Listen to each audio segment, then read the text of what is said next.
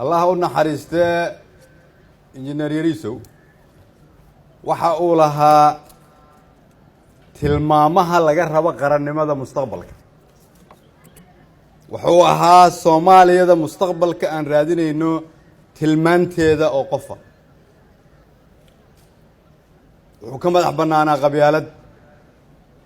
wuxuu jeclaa dalkiisa wuxuu ahaa wadani wuxuu aqbalsanaa shaqo walba oo qaranku u diro inuu qabto wuxuu soo qadimay naftiisa waxaa macno u sameynaysay Soomaalinimada iyo qarannimada wuxuu lahaa dulqaad inteena kale haddii la isku daro aanan lahayn mar walbo la isu yimaado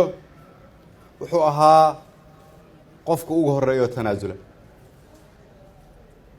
tanaasulida looga baahan yahay qof walbo Soomaaliyeed dalkeeda inay u tanaasusho ayuu tusaale u ahaa wuxuu ahaa aamin aan ku shaqeyn musuqmaasuq 11 sano kadib markuu dalka ku soo laabtay iyo markii uu jaamacadda ka baxay maalinna kama aanu niyad jabin inuu dalkiisa u adeego qoyskii uu ka baxay waxaan leeyahay waa mahadsantiin waqtigii uu idinla joogi karay idinla noolaan karay waxaad ogolaateen inaad ku bixisaan inuu qarankiisa u adeego waa ognahay in habeeno iyo maalmo badan oo aad xaq u lahaydeen inuu idinla joogo oo u adeegayo qarankiisa waa sababta ay tahay inaan maamuusno waa sababta ay tahay inaan aaminsanahay inuu la mid yahay halyeeyadii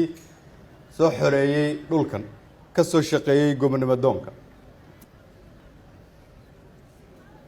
waan ogahay inuusan xoolo idinkaga tagin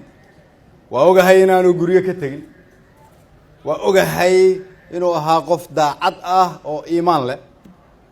laakiin wuxuu idinkaga tagay wixii ugu weynaa oo qoys looga tago sharaf karaamo iyo wadaninimo in la sii xoojiyo oo la sii hayana waxaa laga rabaa qaranka iyo madaxdiisa kuwa hadda jooga oo madaxweynaha iyo anigu aan ugu horeynayo gudoomiyaha iyo cid walba oo naga dambaysa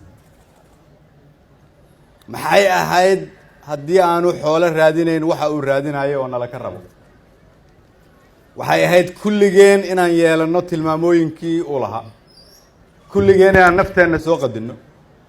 allaha u naxariisto injineerka laakiin waxaan rabaa halkan inaan ka caddeeyo mar walba oo aan aniga asagu si nimaado oo culays u jiro wuxuu dhihi jiray ra'iisul wasaare waa inaan ilaahay ku shukrinaa meesha aan ka nimid iyo meesha aan joogno anigoo raacayo wixii inooga tagay taariikh iyo tilmaamo waxaan leeyahay waa inaan ilaahay ku shukrinaa aqoonsanaa meeshii aan ka nimid